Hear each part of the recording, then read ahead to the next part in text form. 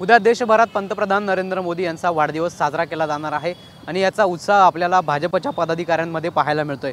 नाशिकमध्ये देखील नुकतेच भाजपवासी झालेल्या सुधाकर बडगुजर यांच्याकडून नरेंद्र मोदी यांचं भलं मोठं असं कटआउट जे आहे ते लावण्यात आलेलं आहे। त्याचबरोबर नव्यानंच चर्चा सुरू असलेल्या नवीन जीएसटीचं देखील या ठिकाणी बॅनर लावण्यात आलेला आहे। आपण जर या ठिकाणी बघितलं तर नव्या जीएसटीचा देखील या ठिकाणी उल्लेख करण्यात आलेला आहे। नाशिक शहरात नरेंद्र मोदी यांचं हे वाढदिवसानिमित्त लागलेलं कटआउट जे आहे ते अधिक चर्चेचा विषय ठरत आहे। भलं मोठं हे कटआउट नागरिकांचं लक्ष वेधून घेत आहे। आपल्यासोबत या संदर्भात बोलण्यासाठी भाजप नेते सुधाकर बडगुजर आहेत। भाऊ, भलं मोठं असं पंतप्रधान नरेंद्र मोदी यांचं आपण कटआउट लावलेलं आहे, त्यांना वाढदिवसाच्या शुभेच्छा दिल्यात। देशामध्ये नरेंद्र मोदी साहेब आणि राज्यामध्ये देवेंद्रजी जे काम करत आहेत, लोक निश्चितपणाने प्रभावित झालेले आहेत। काश्मीरमधला 370 कलम असेल, पेहलगाममधला सिंदूर ऑपरेशन असेल आणि निश्चितपणाने ज्या पद्धतीने मोदी साहेबांनी काम केलं, आता लेटेस्ट GSTमध्ये जे रिलीफ दिलं लोकांना, ते लोक निश्चितपणाने मोदी साहेबांना आशीर्वाद दिल्याशिवाय राहणार नाही।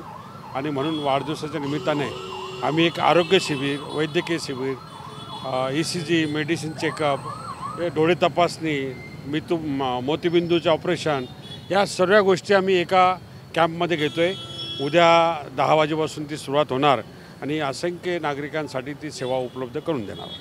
आपण जर या ठिकाणी बघितलं तर पंतप्रधान नरेंद्र मोदी यांच्या वाढदिवसानिमित्त हे भलं मोठं जे कटआउट आहे ते आपल्याला नाशिकच्या सिडको परिसरामध्ये लावल्याचं पाहायला मिळतं। यावरचा मजकूर देखील आपल्याला नरेंद्र मोदी यांना वाढदिवसाच्या शुभेच्छा देणारा मजकूर आपल्याला पाहायला मिळतो आहे।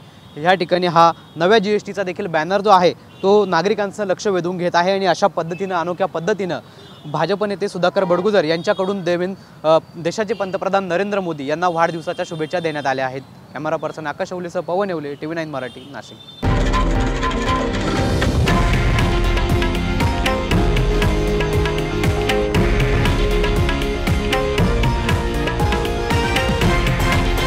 हे आहे देशातील नंबर 1 न्यूज नेटवर्क आणि आपण पाहत आहात TV9 मराठी, एकमेव।